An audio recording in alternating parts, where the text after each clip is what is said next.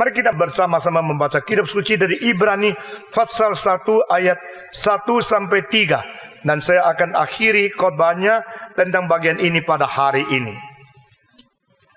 Surat Ibrani pasal 1 ayat 1 sampai ayat ketiga. Kita membaca bersama-sama surat kepada orang Ibrani 1 ayat 1 sampai dengan ayat 3 semua. 1, 2, 3. Setelah pada zaman dahulu Allah berulang kali dan dalam berbagai cara berbicara kepada nenek moyang kita dengan perantaraan nabi-nabi. Maka pada zaman akhir Ia telah berbicara kepada kita dengan perantaraan anaknya yang telah Ia tetapkan sebagai yang berhak menerima segala yang ada. Oleh Dia Allah telah menjadikan alam semesta. Ia adalah cahaya kemuliaan Allah dan gambar wujud Allah, dan menopang segala yang ada dengan firman-Nya yang penuh kekuasaan. Dan setelah Ia selesai mengadakan penyucian dosa, Ia duduk di sebelah kanan yang maha besar di tempat yang tinggi. Pembacaan kitab sampai di sini. Sekali lagi kita berdoa. Tuhan berkatilah jam selanjutnya sebagaimana Tuhan sudah memberkati jam sebelumnya. Tuhan berkatilah kebaktian ini sebagaimana Tuhan sudah memberkati kebaktian-kebaktian yang sudah lewat. Berilah kabar kami keausan dan pengertian untuk menyadari firman Tuhan yang menjadi sesuatu kekuatan bagi kami untuk beriman dan hidup sesuai kehendak Tuhan. Pakailah hamba-Mu yang hina ini, urapilah dia dengan kuasa Roh Kudus. Bertopanglah supaya dia boleh berbicara sesuai kehendak Tuhan dan memberikan kekuatan bagi kita semua yang datang dengan aus dan lapar akan firman Tuhan. Karena Tuhan berkata, barang siapa yang aus dan lapar akan firman Tuhan, dia akan dipenuhi. Bukalah mulut kami ya Tuhan, sebab kami terbuka besar-besar untuk menerima segala anugerah yang sudah Tuhan janjikan di dalam hidup kami masing-masing. Dalam nama Yesus Kristus, penebus dan juru selamat kami yang hidup, kami sudah berdoa. Amin. Saudara-saudara, selama berminggu-minggu kita berbicara tentang Ibrani pasal 1 ayat 1 sampai ayat ketiga. Mungkin engkau yang beberapa minggu tidak bisa hadir, engkau bilang saya belum ketinggalan, masih di dalam ayat 3. Lalu tidak datang lagi, masih di ayat 3. Lalu engkau kira engkau tidak kehilangan apa-apa. Sebenarnya saudara, saya sangat kagum di dalam keadaan tulisan yang begitu sedikit mengandung kebenaran yang begitu limpah. Ini hanyalah penulis-penulis kitab suci yang sanggup mengkondenskan kebenaran rahasia, kekayaan firman Tuhan di dalam keadaan linguistik yang begitu terbatas ini. Kita telah bicara tentang Yesus Kristus, bukan saja adalah cahaya daripada terang Tuhan Allah kemuliaan itu sendiri.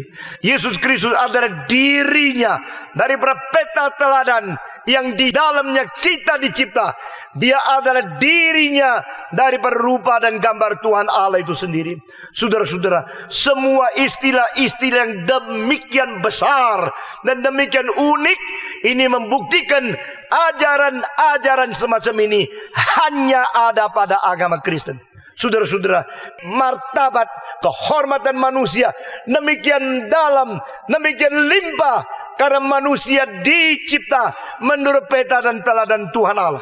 Dan di sini terletak fondasi dan terletak sesuatu dasar daripada yang dikatakan hak asasi manusia. Manusia berharga, manusia berhormat. Kalau tidak dimengerti, maka penguasa-penguasa akan menjadi manusia barang mainan saja. Pemerintah-pemerintah akan menindas, mematikan, menghidupkan manusia sewenang-wenang dengan konsep mereka yang sangat sempit. Saudara-saudara, tetapi manusia yang dicipta menurut peta dan teladan Allah harus kita telusuri. Peta teladan yang menjadi dasar itu siapa? Kita dicipta menurut peta teladan itu, atau patronnya itu sebenarnya siapa? Patron itu adalah Yesus Kristus sendiri. Dia adanya dirinya, peta teladan Allah. Dia ada dirinya Allah yang di dalamnya terletak dasar daripada segala gambar dan rupa, di mana kita dicipta menurut patron itu. Yesus adalah patron itu sendiri, karena di dalam diri dia kita melihat segala kelimpahan, kekayaan daripada kemuliaan dan sifat ilahi berada di dalam esensinya. Yesus bermoral lebih tinggi daripada semua. Yesus mempunyai kesucian yang hanya dimiliki oleh Allah. Yesus mempunyai cinta kasih yang hanya dimiliki oleh Allah. Yesus mempunyai keadilan yang hanya dimiliki oleh Allah. Yesus mempunyai kebajikan yang hanya dimiliki oleh Allah. Dan apakah sebabnya dia mungkin mempunyai moral sebagai patron, sebagai gambar dan rupa yang asli?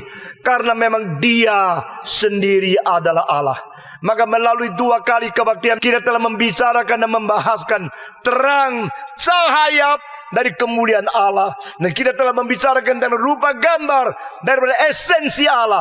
Kedua ini berada di dalam diri Yesus Kristus. Saudara-saudara sekalian, kita telah membicarakan dia sang pencipta, maka dia Alfa. Dia sang penggenap, maka dia Omega. Dia sang mula dan dia sang akhir. Dia adalah awal dari segala sesuatu. Dia adalah yang mengkonsumasikan segala sesuatu di dalam seluruh rencana Tuhan Allah. Maka sejarah berada di dalam tangan dia. Janganlah kita hanya pikir Yesus sebagai seorang tokoh agama yang lebih sedikit mutunya daripada pemimpin-pemimpin agama yang lain. Sebenarnya di dalam seluruh kitab suci tidak pernah mengatakan Yesus datang ke dunia untuk mendirikan satu agama. Agama-agama adalah didirikan oleh manusia yang berdosa. Pada tengah perjalanan hidup mereka sadar dosa mereka. Mereka rasa perlu sesuatu penyelesaian. Mereka sadar masalah daripada dosa terlalu besar. Maka mereka mau jalan keluar, mau menemukan sesuatu jalan keluar daripada ikatan-ikatan dosa, belenggu-belenggu yang tidak mungkin kita selesaikan dengan kekuatan kita sendiri. Maka mereka percaya ada kekekalan. Mereka percaya ada daya, percaya ada potensi, kemungkinan manusia menemukan itu. Disitulah gagasan, upaya dan motivasi menemukan agama. Saudara-saudara, di dalam agama manusia menyadari keterbatasan, lalu mengidamkan sesuatu ketidakterbatasan untuk menjadi sesuatu pelepasan daripada belenggu di dalam keterbatasan ini. Di dalam agama manusia menyadari konflik, maka mengidamkan sesuatu harmonis, di mana manusia boleh keluar daripada konflik yang menjadi sesuatu belenggu, lalu mendapatkan kebebasan. Di dalam agama manusia sadar ada cacat, ada dosa, ada sesuatu pencemaran yang sudah terjadi di dalam hati nurani manusia. Maka mereka mengidamkan sesuatu kesucian di mana manusia boleh pergi untuk menemui sesuatu pemberesan yang melepaskan mereka daripada cacat dan pencemaran semacam demikian. Tapi Yesus datang ke dalam dunia bukan mendirikan agama. Dia datang ke dalam dunia untuk menggenapi keselamatan yang direncanakan oleh Tuhan Allah. Yesus dia menjadi seorang juru selamat. Dia perlu selain sebagai pencipta, penggenap, sebagai penguasa sejarah, dia sendiri pun harus masuk ke dalam sejarah. Saudara-saudara, Yesus bukan pencipta waktu saja. Yesus bukan penguasa seluruh arah dan proses sejarah saja. Yesus Kristus sendiri telah masuk ke dalam sejarah. Nah, istilah ini tidak ada di dalam seluruh agama-agama yang lain, yaitu Allah masuk ke dalam sejarah. Berarti apa? Dia mengunjungi dunia yang dicipta oleh dia. Saudara-saudara, dia bukanlah seorang Allah yang telah menciptakan segala sesuatu lalu membiarkan mereka mati hidup. Itu bukan ajaran Kristen. Itu ajaran deisme. Ajaran deisme secara tidak terlalu sadar berada di dalam pikiran-pikiran banyak orang. tapi baru menjadi satu sistem pikiran di Inggris pada abad ke-17 oleh seorang bernama Herbert of Cherbury. Herbert of Cherbury percaya Allah itu ada, tapi Allah yang ada tidak ada hubungan dengan manusia. Allah mengapa ada? Karena tidak bisa kita menjelaskan segala sesuatu yang demikian rumit, yang demikian komplit, yang begitu hebat, mana bisa terjadi sendiri. Saudara-saudara, kira-kira 350-400 tahun yang lalu, seorang bernama Halley yang menemukan komet Halley datang mengunjungi akan Sir Isaac Newton. Sir Isaac Newton disebut seorang yang perintis dan frontier daripada ilmu modern, dan dia salah seorang yang paling penting di antara beberapa orang-orang yang menjadi tokoh ilmu alam, khususnya di dalam fisika. Nah, saudara-saudara sekalian, ini Sir Isaac Newton mengetahui kalau Halley itu adalah seorang yang tidak percaya kepada Allah. Maka satu hari Newton telah membuat sesuatu model daripada seluruh solar system, di mana matahari dilambangkan dengan satu bola yang warnanya merah di tengah seperti api yang menyala-nyala. Tetapi pinggirnya itu ada perjalanan daripada rotasi semua bintang-bintang yang keliling. Waktu itu yang ditemukan belum 9 planet, tetapi kira-kira 7. Nah, saudara-saudara, waktu planet-planet mengelilingi di dalam rotasi yang dijalankan dengan rel, dengan mekanisme yang sangat-sangat sempurna, masih ada lagi sesuatu satelit, misalnya bulan mengelilingi bumi, dan ada beberapa yang mengelilingi Jupiter dan sebagainya, dengan sesuatu model yang luar biasa bagusnya sini. Pada waktu Halley datang kepada dia, Halley bicara-bicara sama dia, akhirnya tertarik. Di sebelah sana ada satu model solar system. Dia datang ke situ melihat, bukan main, siapa yang bikin? Begitu teliti, begitu halus, dan begitu tepat skalanya. Pada waktu dia melihat itu, maka Newton sambil membaca buku tidak banyak memperhatikan pertanyaan dia. Dia tanya, hey Isaac, who made this? Siapa yang membuat model ini? Oh, are you talking about that solar system model? Yes. Dia mengatakan, itu saya ketemu di tengah jalan, ada gitu bikin sendiri. Itu jadi sendiri, terus saya bawa pulang. Are you kidding? Kau gila?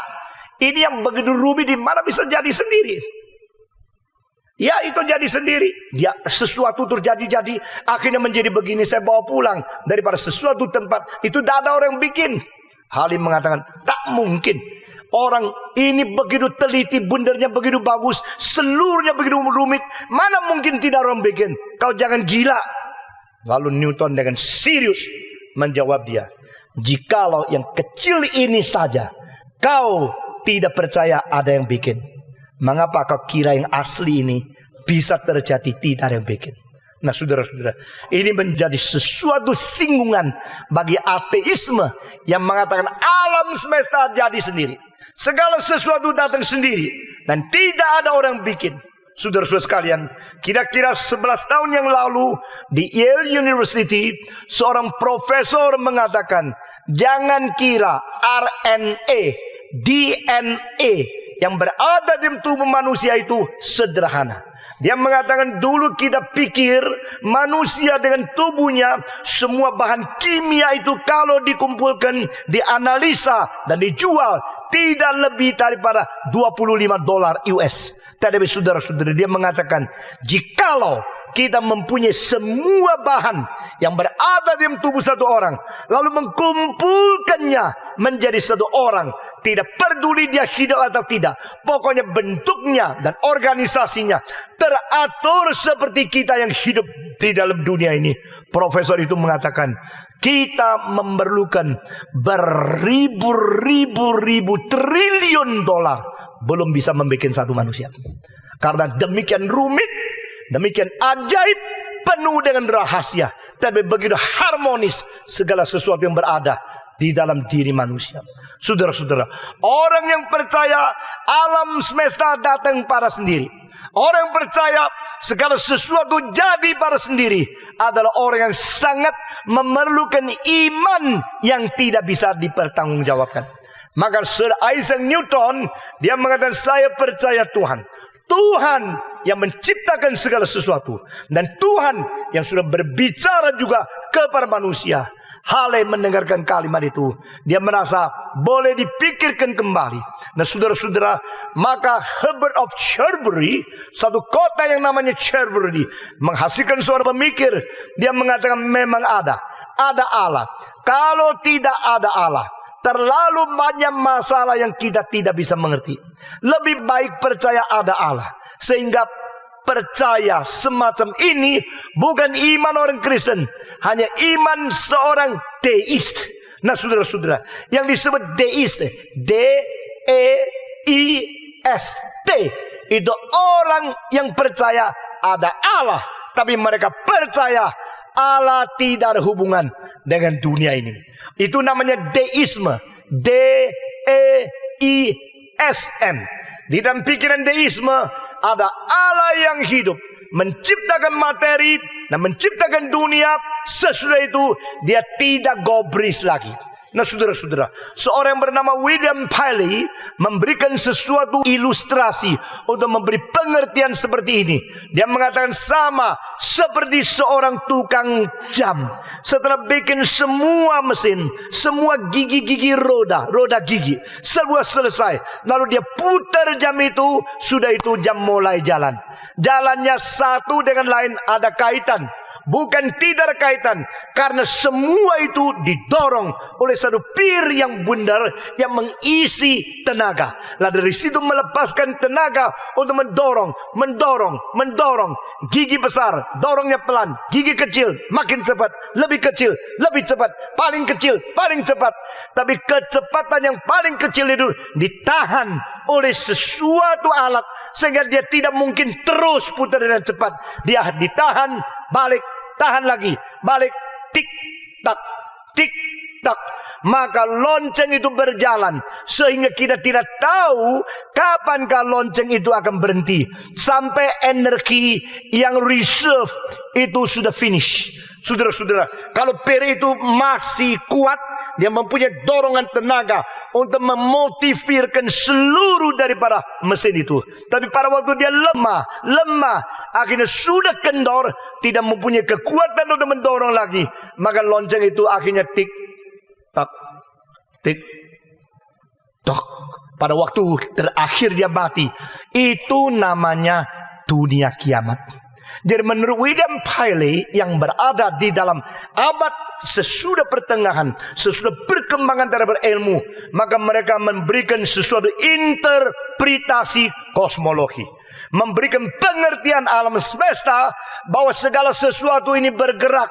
Dan saudara mengetahui bahwa Sir Isaac Newton yang telah menemukan gravitasi, sehingga barang yang makin besar mempunyai daya tarik lebih besar, barang yang kecil mempunyai daya tarik lebih kecil.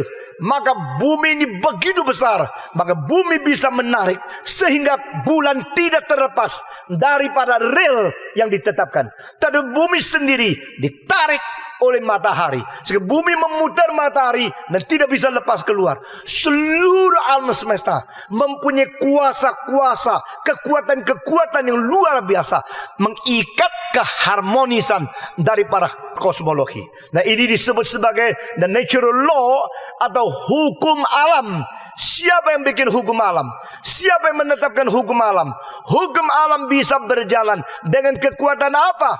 Nah saudara-saudara, mereka tidak mungkin tidak percaya kalau ada Allah. Maka Allah adalah desakan fakta, fenomena di dalam alam semesta yang berkata kepada kita, lebih baik percaya ada Allah.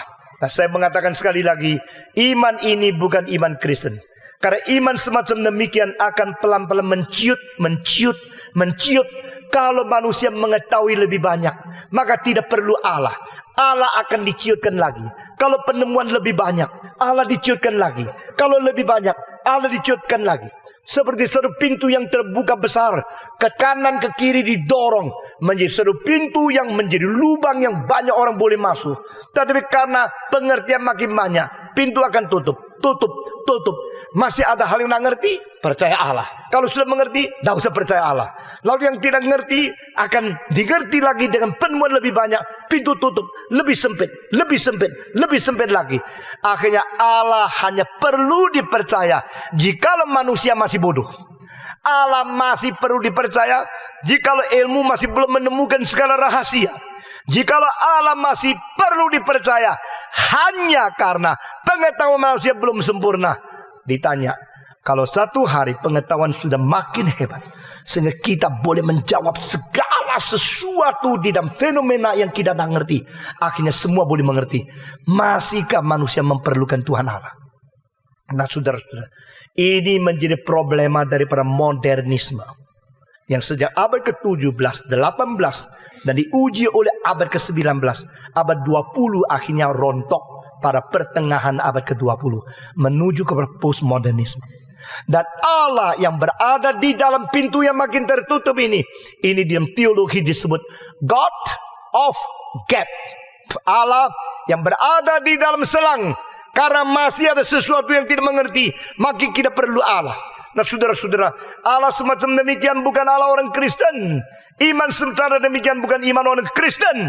Tapi banyak orang Kristen secara tidak sadar imannya jatuh ke dalam iman semacam demikian. Apa maksudnya? Kalau dah sakit, dah doa. Kalau dah terjepit, tidak datang kepada Tuhan. Kalau tidak kepicikan, tidak minta tolong Tuhan. Allah hanya menjadi pembantumu pada waktu engkau kejepit. Allah hanya menjadi sesuatu rescue team atau sesuatu seorang yang bisa menolong engkau pada waktu engkau berada di kesulitan. Sesudah itu, waktu engkau lancar, engkau lupa Allah. Waktu engkau hidup cukup mewah, engkau tidak berdoa. Waktu engkau sehat, engkau tidak datang kepada Tuhan. Sehat, pergi, berzina, berjudi, berjual segala macam seenak-enaknya. Lalu sudah sakit keras, doakan saya takut mati. Saudara-saudara, iman semacam demikian sama iman God of Gap di dalam natural theology atau di dalam kosmologi natural sama. Ini bukan ajaran dari Alkitab. Alkitab berkata kepada kita, di dalam kesulitan, di dalam kebajikan, di dalam kelancaran, kekayaan, kemiskinan, itu seluruhnya sama bagi kita karena kita bersandar kepada Dia. Dan kita tidak pernah mengkondisikan Allah sesuai dengan apa yang kita perlu. Saudara-saudara sekalian, God of Gap ini adalah sesuatu logical conclusion yang harus setelah manusia percaya kepada deisme. Dan deisme itu lalu berkembang ke Perancis, mempengaruhi akan revolusi Perancis. Pada waktu itu ada dua macam manusia. Semacam manusia yang benci gereja, dan mereka begitu banyak kritik terhadap orang-orang rohaniwan yang memihak kepada kerajaan, yang hanya tahu menjilat orang kaya dan memeras-meras orang miskin. Mereka menjadi ateis. Tapi semacam orang lain mengatakan tak bisa. Meskipun banyak pendeta, banyak itu pastor, banyak pimpinan gereja yang tidak beres, tapi tidak berarti Tuhan tidak ada. Maka mereka akhirnya terima kepada deisme. Pada waktu itu gereja berada dalam kesuraman yang luar biasa, dan deisme menjalar lagi ke Jerman. Maka abad ke-18, abad ke-19, kita melihat deisme merajalela di dalam kalangan orang yang disebut kaum intelektual dan cendekiawan. Nah saudara-saudara, kalau demikian berarti Allah itu ada, tapi Allah tidak masuk ke dalam sejarah. Allah itu ada, Allah mencipta tapi tidak menggobris. Allah itu ada, Allah menjadikan segala sesuatu, lalu Allah membiarkan mati hidup segala sesuatu. Tidak perlu dia campur tangan lagi. Itu bukan agama orang Kristen.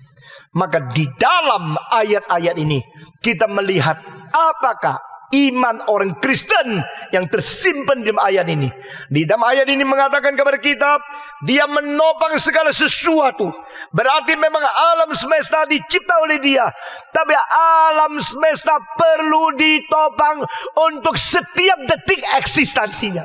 Saudara-saudara sekalian, saya pernah mendoakan seorang anak yang sakit keras.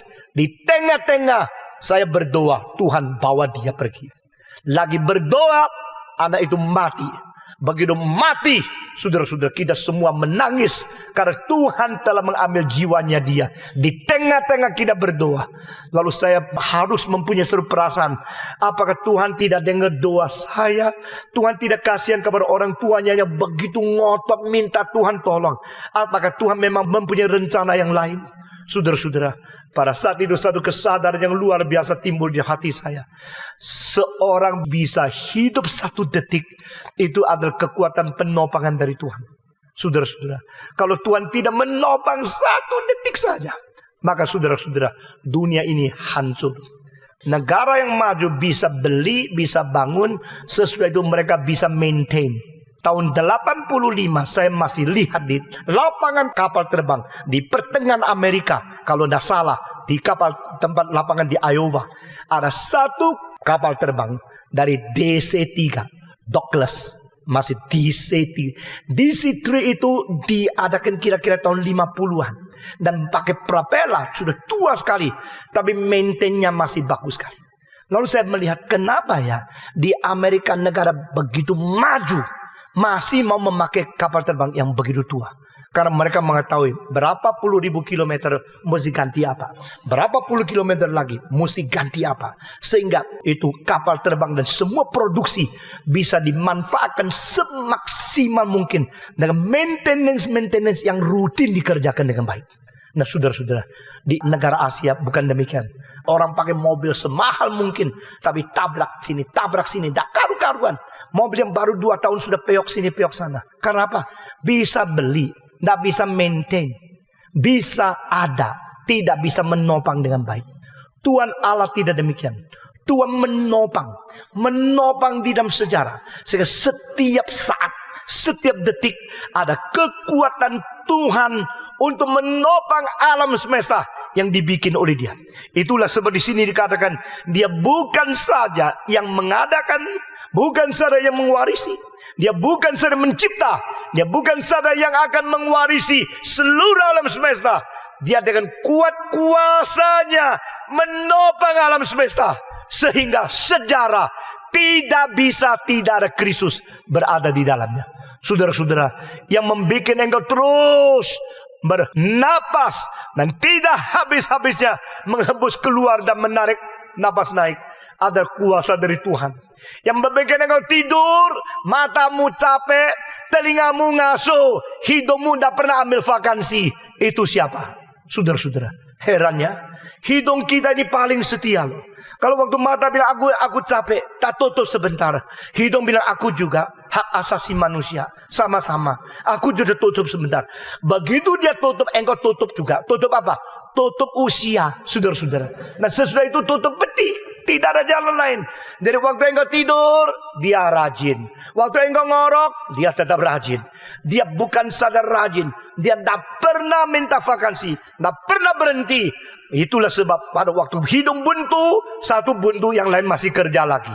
Kalau sudah dua-duanya buntu, dia pinjam lewat output yang lain, mulut yang bernapas.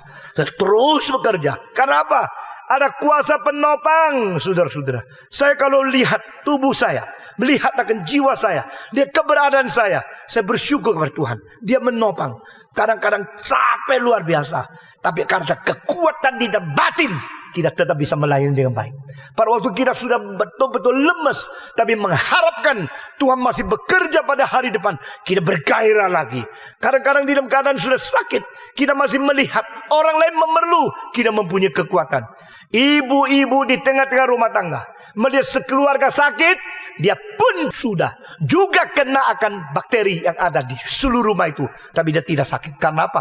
Karena dia mengetahui keluarga ini tidak bisa tidak ada dia. Kehadiran dia di rumah ini adalah menjadi penopang yang penting untuk menguatkan suami, untuk menguatkan anak-anak.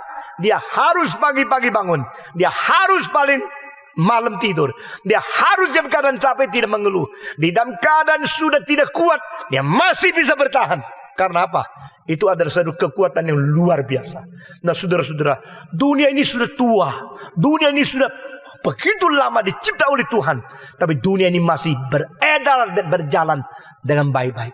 Saudara mengetahui Switzerland, pemerintahnya setiap tahun mengeluarkan sertifikat official kira-kira 928.000. Jadi 928.000 official certificate diserahkan kepada apa?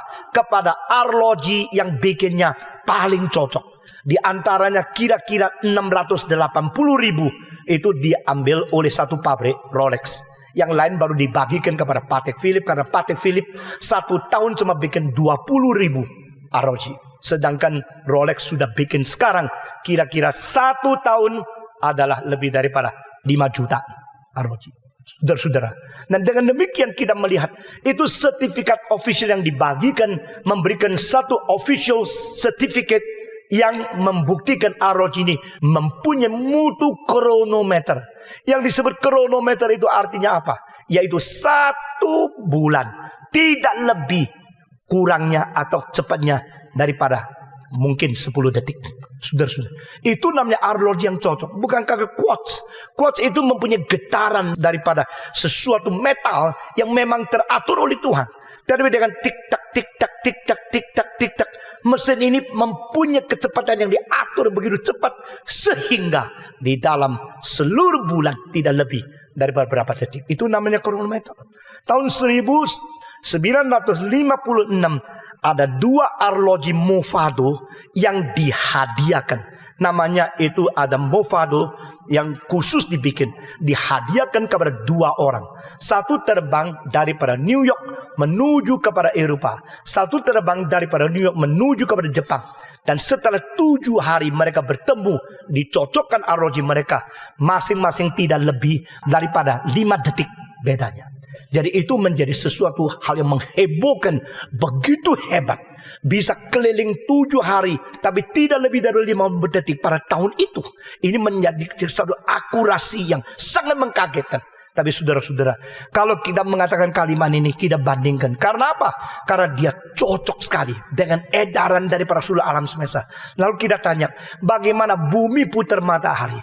Apakah setiap tahun sama kecepatannya? Tidak. Sekarang sudah mulai pelan sedikit. Pelan sedikit. Karena apa? Karena sudah lama, sudah tua. Bumi putar matahari itu 1 hari 24 jam lebih berapa menit, lebih seberapa detik. Dan 1 tahun bukan 365 hari. Adalah 1 tahun 365 hari lebih 5 jam lebih berapa detik, lebih berapa menit. Nah saudara-saudara, sehingga demikian setelah 4 tahun kita memerlukan menambah 1 hari untuk bulan Februari. Kalau tidak belum cocok kepada poros yang betul-betul sudah tepat. Dengan demikian setiap 4 tahun mesti tambah 1 hari. 4 tahun tambah lagi 1 hari. Berarti setiap 4 tahun tambah 24 jam kira-kira. Kalau demikian setiap bulan, setiap tahun, setiap 4 tahun 24 jam. Hampir setiap tahun 5 jam lebih, hampir 6 jam.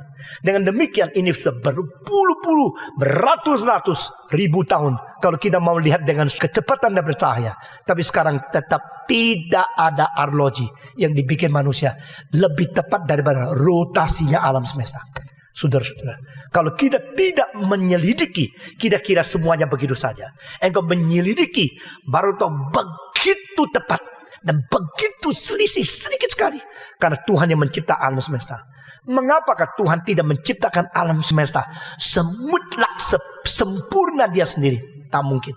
Karena yang dicipta tetap adalah yang dicipta. Yang mencipta tetap adalah yang mencipta. Di antara yang mencipta dan yang dicipta tetap adalah satu qualitative difference. Absolutely different. Jadi Allah bukan alam. Alam bukan Allah. Semua katakan, Allah bukan alam. Alam bukan Allah. Seluruh alam dicipta oleh Allah dan ditopang oleh Allah. Bagaimana cara menopangnya? Dengan kuat kuasa yang luar biasa. Itu sebab di sini dikatakan dia telah menopang alam semesta dengan perintahnya yang penuh dengan kuasa.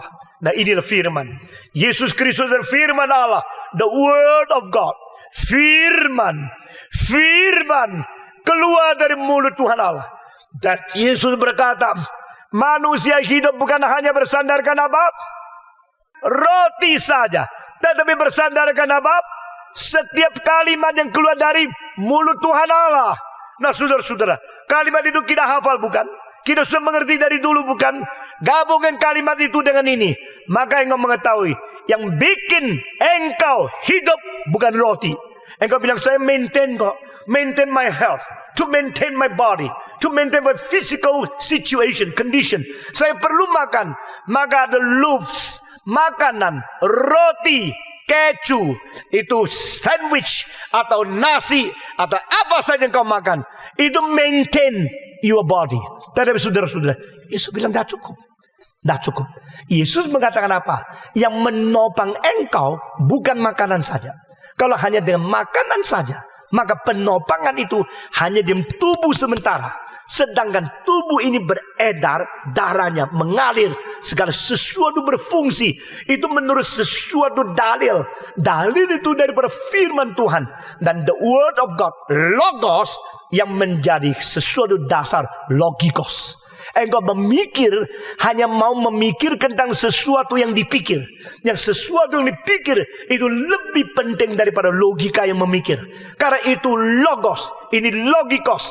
Dengan logika, engkau yang berlogika, memakai logika, memikirkan bagaimana logos bekerja. Dan logos itu bukan sedang mencipta, logos itu menopang. Kita membaca sekali lagi di sini. Semua membaca Ibrani pasal 1 ayat yang ketiga. Ia adalah cahaya kemuliaan Allah dan gambar wujud Allah. Dan semua membaca. Dan menopang segala yang ada dengan firman-Nya yang penuh kekuasaan. Dia menopang dengan kuasa, dengan firman yang penuh dengan kuasa. Yesus berkata manusia hidup bukan hanya dengan roti saja. Engkau kalau kira engkau hanya bisa menopang diri dengan roti sudah cukup, maka engkau adalah orang belum mengerti yang lebih dalam lagi maknanya. Karena firman itulah yang menopang kita. Maka Yesus berkata, bersandar kepada setiap kalimat yang keluar dari mulut Tuhan Allah sendiri. Itu firman, kebenaran itu. Saudara-saudara, setiap kali kita ikut kebaktian, kita dengar apa? Dengar pidato yang senang, dengan pengetahuan yang banyak, dengan informasi-informasi yang baru, dengan penemuan-penemuan daripada teologi, atau daripada dalil-dalil daripada ilmu, atau berita-berita dari politik. Saudara-saudara, tidak. Itu semua tidak menopang. Itu hanya menambah ambisi pengetahuan kita, itu boleh mendapat isi lebih banyak saja. Tapi menopang adalah firman. Pada waktu engkau dengarkan khotbah, engkau menemukan perintah-perintah, engkau menemukan kalimat-kalimat dari firman Tuhan yang diwahyukan oleh Dia, itu mengkuatkan rohanimu, menjadikan eksistensimu dan kehadiranmu di dunia ini mempunyai prinsip, mempunyai dasar, mempunyai kekuatan, mempunyai arah, mempunyai fondasi, mempunyai sesuatu bobot. Saudara-saudara, maka manusia hidup bukan hanya dengan roti saja. Manusia hidup dengan setiap kalimat yang keluar dari firman Tuhan. Nah saudara-saudara, firman Tuhan bukan sedang menopang hidup kita. Firman perintah itu ada menopang keberadaan seluruh alam semesta. Nah di Mazmur 103 di sini dikatakan bahwa malaikat-malaikat yang melaksanakan perintah Allah, saudara-saudara, mereka menjalankan kehendak Tuhan. Maka Tuhan memakai kuasa firman logosnya menjadikan seluruh alam semesta tempat di mana Dia melaksanakan kehendak Dia di dalam seluruh ciptaan Dia. Saudara-saudara, bukan saja demikian, ditambah lagi satu kalimat, setelah Dia membersihkan dosa manusia. Kristologi di dalam ayat-ayat ini sudah menuju kepada soteriologi atau mengenai Kristus. Pengenalan dari 3 ayat ini mulai masuk ke dalam pembersihan dosa, pemberesan hidup manusia. Saudara-saudara sekalian, jadi di sini bukan hanya bicara tentang ciptaan, tentang sejarah, tentang masuk ke dalam sejarah dengan satu tugas yang luar biasa. Tadi saya katakan tidak ada di Alkitab kita menemukan Yesus datang untuk mendirikan satu agama yang baru. Jikalau Yesus datang untuk dirikan agama, maka engkau boleh menjejerkan iman Kristen dengan agama-agama yang lain. Justru semua yang lain mentegakkan sesuatu nilai mereka hanya di dalam satu kategori. Di dalam kategori perbuatan, kelakuan manusia. Do good, do well in order to please God. Do good, behave right in order to please God.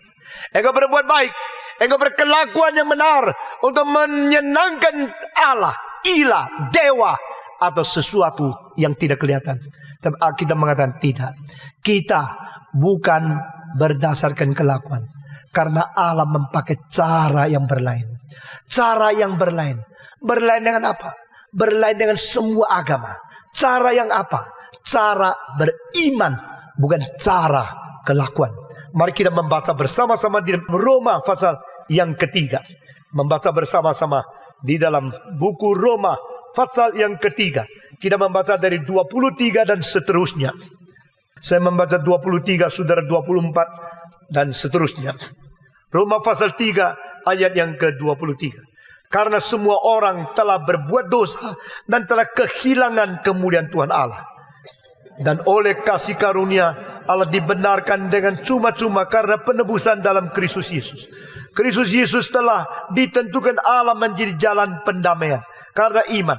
Dalam darahnya, hal ini dibuatnya untuk menunjukkan keadilannya. Karena ia telah membiarkan dosa-dosa yang telah terjadi dahulu. Pada masa kesabarannya. 26. Maksudnya ialah untuk menunjuk keadilannya pada masa kini, supaya menyata bahwa ia benar dan juga membenarkan orang yang percaya kepada Yesus. Jika demikian, apakah dasarnya untuk bermegah? Tidak ada. Apa dasarnya untuk sombong? Tidak ada. Apa engkau cukup berbuat baik? Tidak ada. Karena semua sudah berbuat dosa, sehingga tidak ada megahnya. Sekarang semua teruskan membaca. Berdasarkan apa? Berdasarkan perbuatankah? Jawab semua. Tidak. Melainkan berdasarkan iman. Berdasarkan perbuatankah? Tidak. Tegas. Paulus dengan mutlak tegas mengatakan. Dengan perbuatankah? Tidak. Apa sebab? Kalau mau melihat perbuatan, semua tidak lulus. Kalau mau bersandarkan perbuatan, semua sudah mengurangi kemuliaan Allah. Kalau mau dinilai dari perbuatan, kita semua gagal. Maka Tuhan mengatakan, oke, saya tidak lagi menilai engkau dengan perbuatan. Lalu aku menilai engkau dengan apa? Jawaban dengan apa? Dengan iman. Tanpa iman, tidak ada seseorang datang dan diperkenan oleh Tuhan Allah. Tanpa iman, tidak satu orang dibenarkan oleh Allah.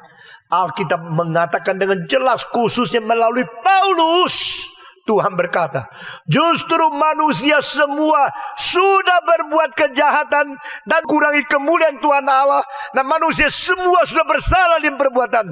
Maka Allah melingkarkan semua yang tidak bisa dibenarkan karena perbuatan mereka, boleh dibenarkan karena apa? Dibenarkan karena satu orang, yaitu Yesus yang mati bagi kita. Nah saudara-saudara, inilah mujizat terbesar. Jika orang Kristen masih mau mujizat kesembuhan, mujizat ini, mujizat itu, saudara-saudara dengar, mujizat terbesar yaitu Allah rela ke dalam dunia menjadi manusia dan mau mati. Allah yang tidak harusnya mati, tidak mungkin mati, menjadi sungguh-sungguh mati. Ini mujizat terbesar. Inilah Injil. Inilah Evangelion, bahasa Yunani. The good news. The only good news.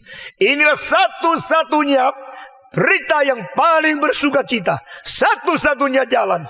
Saudara-saudara, dan saya mau tanya, kenapa di dalam Ibrani pasal 1 ayat 1 sampai 3 di sini penggabungan istilah itu selalu kelihatan terlepas relasinya, seperti irrelevan, tidak ada hubungannya. Setelah dia bertopang kepada alam semesta, lalu mengatakan dia membersihkan dosa manusia. Menopang alam semesta itu kosmologi dong. Tapi membersihkan dosa manusia itu soteriologi. Apa hubungan? Tidak ada. Justru hubungan ini yang tidak mengerti oleh deisme. Karena deisme percaya Allah mencipta segala sesuatu lalu biarkan. Tapi Ibrani 1 ayat 3 mengatakan tidak. Setelah cipta sesuatu, dia menopang, dia men-maintain saudara-saudara. Beli barang gampang. Beri lift. Sesudah itu biarin. Rusak, mogok. Perlu ada orang menopang dong. Perlu ada orang mereparasi. Beli mobil, lalu rusak. Perlu dicari rusaknya di mana. Perlu menemukan owner yang tepat. Diganti supaya jalan lagi. Nah saudara-saudara, Allah menciptakan segala sesuatu. Tidak dibiarkan. Allah menciptakan sesuatu. Tidak berarti dia tidak gopris. Dia menopang setiap saat. Dan penopangan itu apakah hubungannya dengan kalimat selanjutnya? Setelah dia membersihkan dosa manusia, maka dia duduk di sebelah kanan Allah Bapa. Nah saudara-saudara, saya pikir tidak habis-habis. Ini kalimat menyambung kalimat. Dengan keadaannya seperti relasinya tidak jelas. Nah ini mau apa? Penulis Ibrani ini mau apa? Biasanya setelah dia bangkit, naik ke surga, lalu duduk di sebelah kanan Allah Bapa. Tapi ini satu-satunya tempat setelah dia membersihkan dosa manusia, dia duduk di sebelah kanan Allah Bapa. Nah di sini apa hubungannya dari menopang menjadi membersihkan dosa, dan membersihkan dosa lalu duduk di sebelah kanan Allah Bapa? Ini hubungannya itu loncat-loncat. Berarti di antara menopang sampai menebus masih banyak langkah yang dia tidak katakan kepada kita. Dari pembersihan dosa sampai duduk di sebelah kanan Allah Bapa, itu masih ada langkah-langkah yang tidak dijelaskan kepada kita. Tapi saudara-saudara, ini memang ada loncatan-loncatan dan ada gabungan-gabungan yang organik, yang luar biasa. Kita perlu memperdalam di tengah-tengah ayat dan ayat ini. Saudara-saudara, Yesus siapakah dia? Yesus bukan saja cahaya dari kemuliaan Allah. Yesus dia bukan saja patron dari moral manusia. Yesus bukan saja ansih bara Jerman dari para peta teladan Tuhan Allah. Yesus adalah juga penopang segala sesuatu dengan perintahnya yang berkuasa. Dan dia akhirnya membersihkan dosa manusia. Nah saudara-saudara, tidak ada agama yang melihat sampai di sini. Tidak ada filsafat yang mengerti sampai di sini. Kemarin saya berbicara dengan seorang profesor Hong Kong University. How do you integrate your science and your faith? Dia menjawab dengan sangat mengecewakan saya. Dia mengatakan science is science, faith is faith. It should be separated. They are in two categories. Kategorinya lain, bidangnya lain. Iman itu iman, science itu science. Saya mengatakan, I believe all truth is God's truth. And God is the only source of all categories of truth. That is the reason that Christians should integrate all these things in order to be a good Christian in the good faith and in the understanding system, epistemology of Christian. Saya mengatakan ini. Dia mengatakan, I still never believe that. I still do not understand that. What do you talk about that? Saya mengatakan kepada dia, you perlu memperdalam iman Kristen. Inilah sesuatu kesalahan dan sesuatu kefatalan orang Kristen. Termasuk Sir Isaac Newton. Dia seorang Kristen yang sangat beribadah. Bahkan dia berusaha menulis 4 komentari dari kitab suci. Dia seperti seorang pendeta, meskipun dia ilmuwan, tapi akhirnya lepas. Dia mempunyai satu pikiran ilmiah yang seolah-olah tidak ada hubungan dengan iman orang Kristen. Akibatnya semenjak Newton sampai seluruh zaman modernisme, kita melihat ilmuwan di barat seolah-olah boleh tanpa Tuhan, lalu mendirikan satu closed system di dalam pengertian kosmohil mereka. Saudara-saudara, di dalam 1 Ibrani pasal 1 ayat ketiga langsung digabungkan penopang alam semesta, juga ada pembersih dosa manusia. Yesus bukan saja adalah kalam, firman, perintah, dengan perintah yang berkuasa menopang segala sesuatu. Dia juga adalah yang membersihkan manusia. Di sini kita melihat Tuhan Allah memakai Kristus, anak yang tunggal menjadi pencipta, juga memakai anak yang tunggal menjadi pengwahyu, dan juga menjadi anak tunggal ini menjadi penebus, pencipta, pengwahyu, penebus, semua pencipta, pengwahyu, dan penebus. Yang saya sebut 3 istilah ini adalah 3 bidang, 3-tiganya hanya bisa dikerjakan oleh Allah sendiri. Jikalau dia bukan Allah, tak mungkin mencipta. Kalau dia bukan Allah, tak mungkin mewahyukan kebenaran. Jikalau dia bukan Allah, tak mungkin membereskan dosa manusia. Puji Tuhan, Kristus yang kita sembah sujud adalah Kristus yang mencipta segala sesuatu dan menopang dan akhirnya mewarisi. Kristus yang kita percaya adalah yang mewahyukan Allah menjadi cahaya kemuliaan dan menjadi dirinya daripada peta teladan. Yesus yang kita percaya juga ada yang membereskan dosa manusia. Saudara-saudara, puji Tuhan, Dia membersihkan diri kita, membersihkan dosa kita.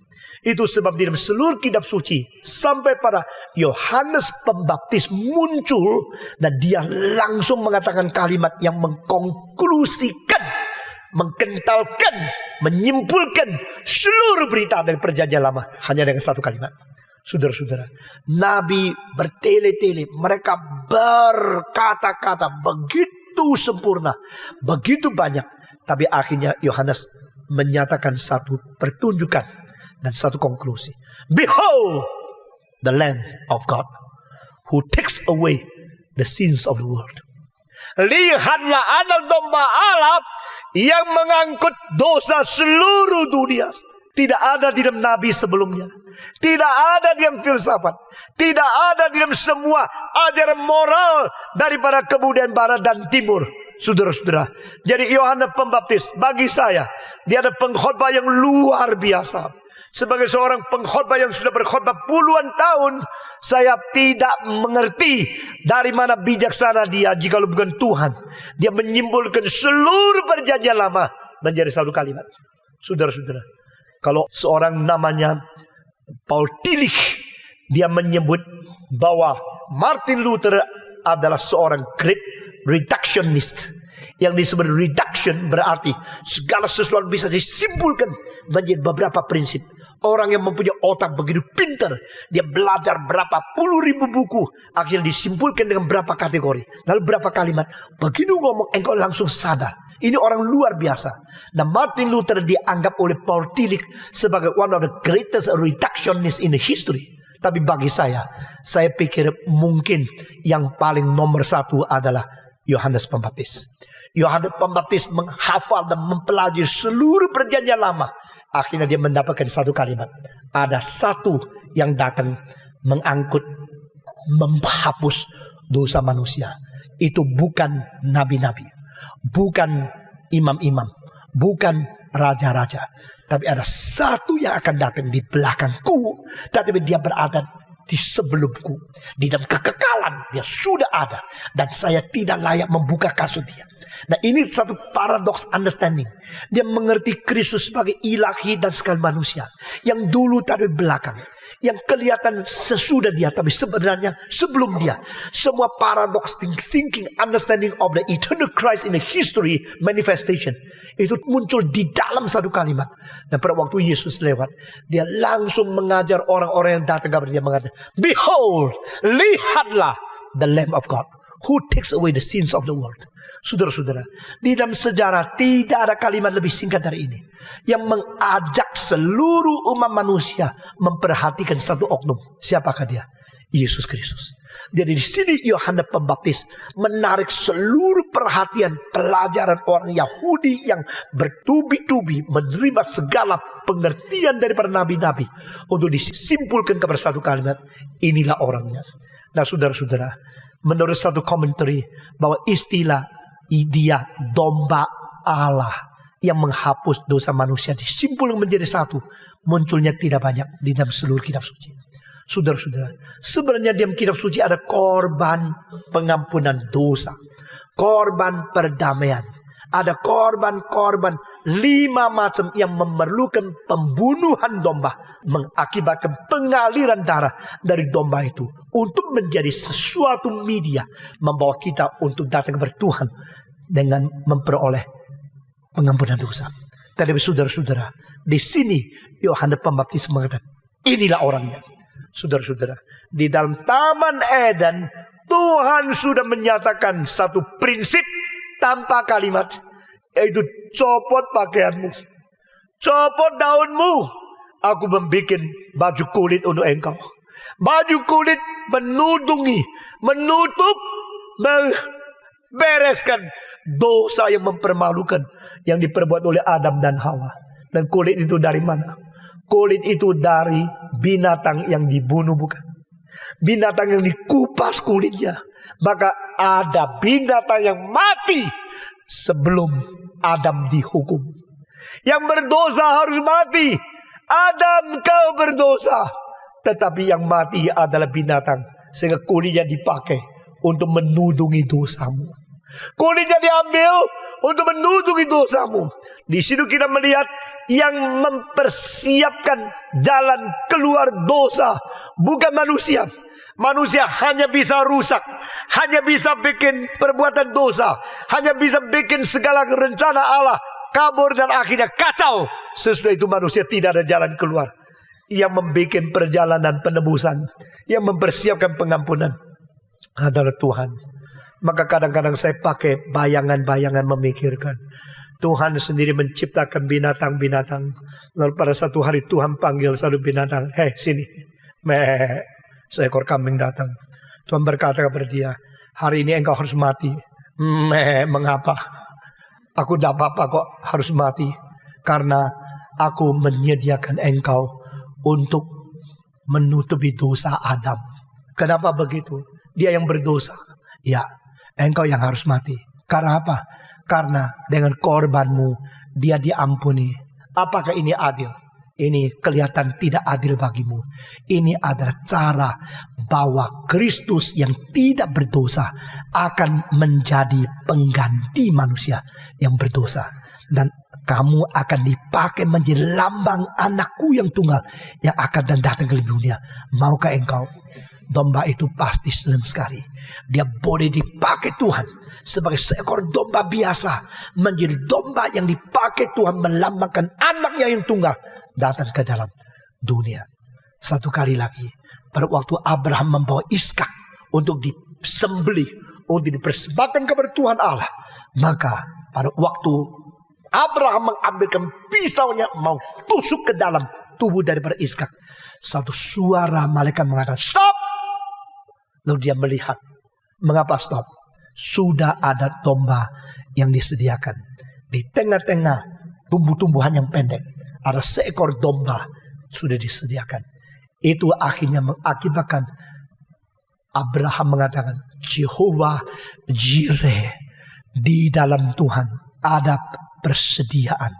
Maka domba itu yang dikorbankan, Ishak akhirnya dibebaskan. Saudara-saudara, demikian kepadamu.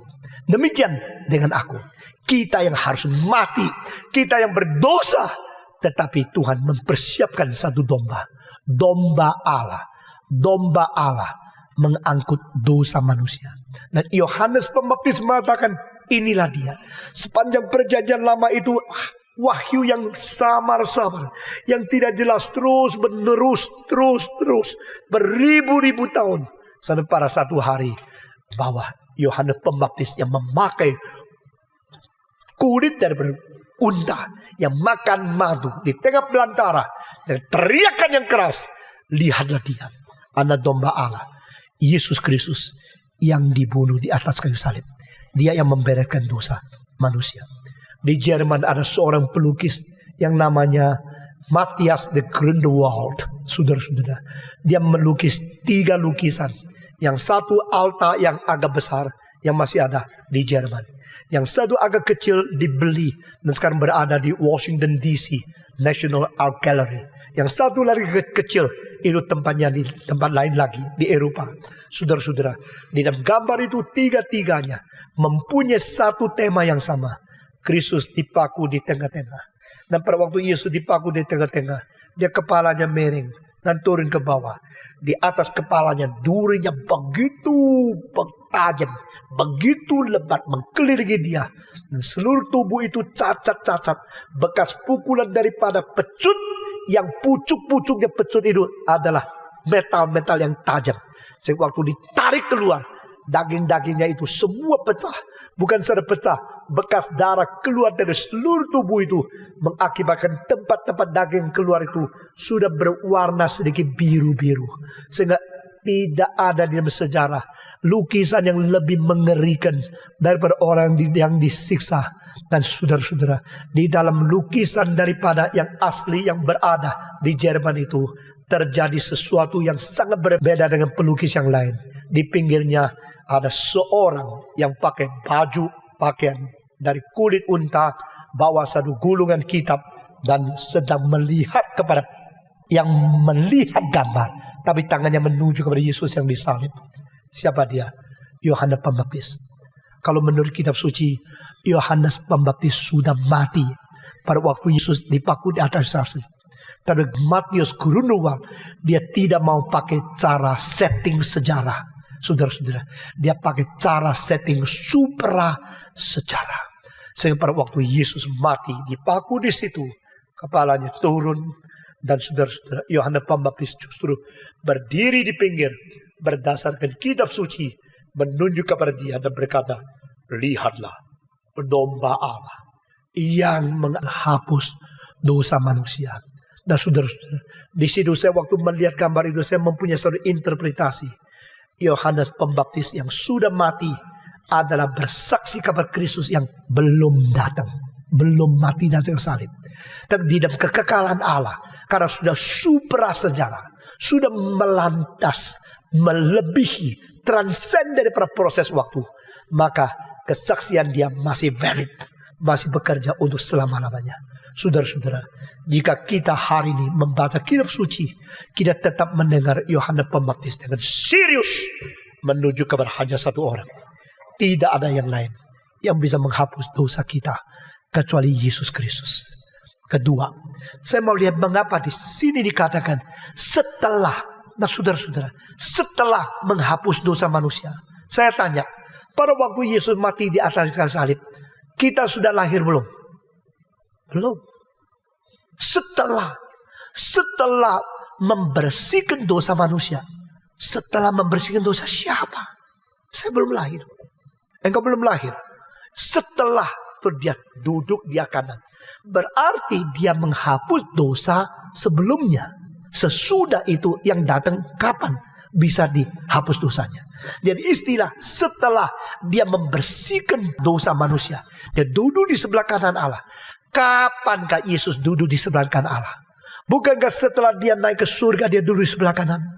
Pada waktu Yesus naik ke surga, duduk di sebelah kanan, engkau belum lahir, saya belum lahir. Jadi istilah setelah membersihkan dosa manusia, itu mencakup merangkum engkau dan saya atau tidak?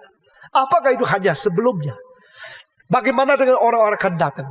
Di sini saudara-saudara, merupakan sesuatu keistimewaan bahwa Kristus mempunyai kedudukan penghapus dosa yang perlu penggenapan terjadi di dalam satu peristiwa sejarah. Kalau itu sudah selesai, maka sudah ada sesuatu kepastian pengampunan dosa di dalam sepanjang sejarah. Puji Tuhan, Yesus menyelesaikan itu. Yesus menggenapi rencana itu sehingga kedudukan sebagai penghapus dosa sudah ditercapai oleh dia. Sebagai sesuatu penebus dosa sudah diraih oleh Yesus Kristus. Saudara-saudara, perlu satu peristiwa, perlu satu penggenapan, perlu meraih sesuatu kemenangan sebagai mempunyai kedudukan. Dia menghapus dosa manusia. Dan Yesus sudah menyelesaikannya pada waktu di atas kayu salib. Maka dia mengatakan, genaplah, tetelestai. Aku sudah menggenapi. Aku sudah mengkomplitkan. Aku sudah menyelesaikan, menyempurnakan rencana Tuhan Allah untuk penebusan dosa manusia. Puji Tuhan. Saudara-saudara, kita membaca Ibrani 9 ayat ke-14. Ibrani pasal ke-9 ayat ke-14. Yesus menyelesaikan ini dengan khasiat yang berfungsi kekekalan.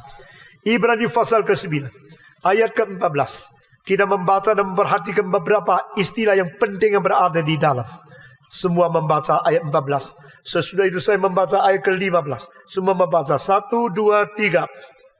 Betapa lebihnya darah Yesus Kristus yang oleh Roh yang kekal telah mempersembahkan dirinya sendiri kepada Allah sebagai persembahan yang tak bercacat, akan menyucikan hati nurani kita dari perbuatan-perbuatan yang sia-sia, supaya kita dapat beribadah kepada Allah yang hidup. Karena itu ia adalah pengantara dari suatu perjanjian yang baru, supaya mereka yang telah terpanggil dapat menerima bagian kekal yang dijanjikan semua. Sebab ia telah mati untuk menebus pelanggaran-pelanggaran yang telah dilakukan selama perjanjian yang lama. Dan saudara-saudara, di dalam dua ayat ini ada beberapa tempat keunikan yang tidak ada pada ayat apapun di dalam seluruh kitab suci. Pertama, di dalam ayat 14, satu-satu kalinya Roh Kudus disebut sebagai roh kekal, the eternal spirit. Saudara-saudara, kalau Roh Kudus disebut sebagai roh yang kekal, Yesus mempersembahkan diri melalui Roh Kudus, berarti persembahannya mempunyai kuasa kekekalan. Sekali lagi, Roh Kudus disebut roh yang kekal, maka Yesus mempersembahkan diri melalui roh yang kekal, berarti persembahan dia mempunyai kuasa kekekalan. Pertama. Kedua, yang paling unik di dalam ayat-ayat ini adalah dosa yang sudah menjadi pelanggaran perjanjian lama bisa ditebus oleh Yesus Kristus di dalam kuasa perjanjian baru. Berarti menolak ke belakang, mempunyai kuasa ke belakang. Nah, saudara perhatikan apa yang saya katakan di sini. Ini perjanjian baru mulai dari hari ini. Jadi mulai hari ini darah Yesus menebus dosa manusia. Darah Yesus menebus manusia, menghapus dosa manusia yang sudah diperbuat. Tapi saudara-saudara, ayat 15, dia sanggup menebus dosa pelanggaran di perjanjian lama. Berarti menuju ke depan dia berkuasa, menuju ke belakang dia berkuasa. Karena apa? Dia mempunyai kuasa kekekalan. Dan tidak ada di ayat lain. Yesus mati menebus dosa-dosa pelanggaran perjanjian lama. Engkau bilang kalau demikian, bukankah ini sama dengan Mormonisme? Karena Mormon percaya kalau engkau menerima Yesus Kristus, engkau boleh menemukan sebuah nama nenek moyangmu yang sudah mati beribu-ribu generasi, sekaligus dibaptiskan supaya mereka semua masuk surga. Apakah berarti engkau bisa masih menebus mereka yang sudah mati? Saudara-saudara, di dalam seluruh ajaran Alkitab berlainan dengan ajaran Mormonisme. Di dalam ajaran Alkitab ada Yesus datang menggenapi apa yang sudah diharap-harap oleh perjanjian lama. Orang-orang yang dipilih Tuhan, yang menanti tapi belum sempat menerimanya, dan melambai-lambai dari jauh menunggu janji Tuhan dikenapi. Kita membaca Ibrani 11, kita membaca ayat ke-13. Ibrani pasal 11 ayat yang ke-13. Semua membaca bersama-sama. Ibrani 11 ayat 13. Dalam iman mereka semua ini telah mati sebagai orang-orang yang tidak memperoleh apa yang dijanjikan itu, tetapi yang hanya dari jauh melihatnya dan melambai-lambai kepadanya, dan yang mengakui bahwa mereka adalah orang asing dan pendatang di bumi ini. Mereka mengaku, kami ini hanya orang asing, kami di bumi ini hanya menjadi tamu. Maka kami mengharap Tuhan pada satu hari janjinya akan digenapi. Hari itu belum datang, maka mereka memandang dari jauh dan mereka melambai-lambai. Mereka menunggu. Tunggu apa? Tunggu Yesus datang. Daniel menunggu, Yesaya menunggu, Musa menunggu, Yosua menunggu, Yeskiel menunggu. Saudara-saudara, orang lama, perjanjian lama, mereka waktu mati belum mendapat apa-apa. Ayat ini, mereka mati sebelum memperoleh apa-apa, tapi mereka menanti janji Tuhan. Itulah sebab Yesus Kristus datang ke dalam dunia, justru menggenapi apa yang Tuhan janji kepada orang-orang di perjanjian lama. Dan Yesus sendiri mempersembahkan diri menjadi korban yang kekal melalui roh yang kekal kepada Tuhan Allah. Maka dia sanggup mengampuni dosa-dosa pelanggaran sebelumnya di dalam perjanjian lama. Dan dia sanggup menebus setiap orang di dalam perjanjian baru untuk selama-lamanya. Saudara-saudara, setelah dia selesai menghapus dosa manusia, maka dia duduk di sebelah kanan. Saudara-saudara, sekali lagi, sebelah kanan artinya 3. Pertama, ini tempat pemenang. yang menang duduk di kanan raja. Satu kursi khusus membuktikan dia sudah menang. Kedua, kanan berarti diperkenan. Yang dikerjakan di medan peperangan, yang dikerjakan di dalam seluruh kegiatannya sudah diperkenan. Maka raja mengatakan, aku menerima engkau. Aku menjadikan engkau orang yang diperkenan oleh aku. Duduk di sebelah kanan. Ketiga, sebelah kanan berarti tempat penguasa. Engkau sudah pukul kanan, engkau sudah menang. Sekarang engkau di sini, engkau mewakili aku, mendapatkan kuasa untuk menguasai atas segala sesuatu. Maka Yesus berkata, kuasa di atas langit, kuasa di atas bumi sudah diberikan kepadaku. Itulah sebabnya pergilah, kabarkan Injil kepada seluruh dunia, jadikan segala bangsa muridku. Kita bersyukur pada Tuhan. Inilah kristologi yang kita percaya. Mari kita berdoa bersama-sama.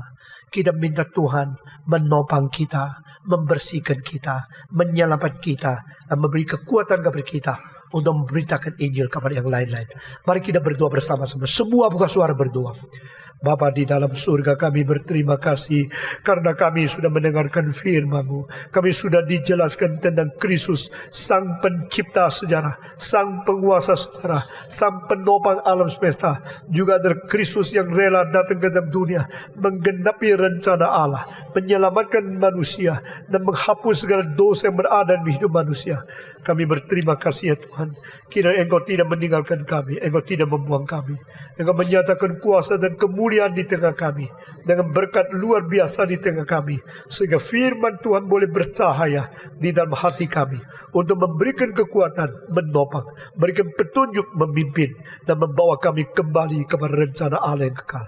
Dengar doa kami yang kami panjatkan dalam nama Yesus Kristus, penebus dan juru selamat kami yang hidup. Amin.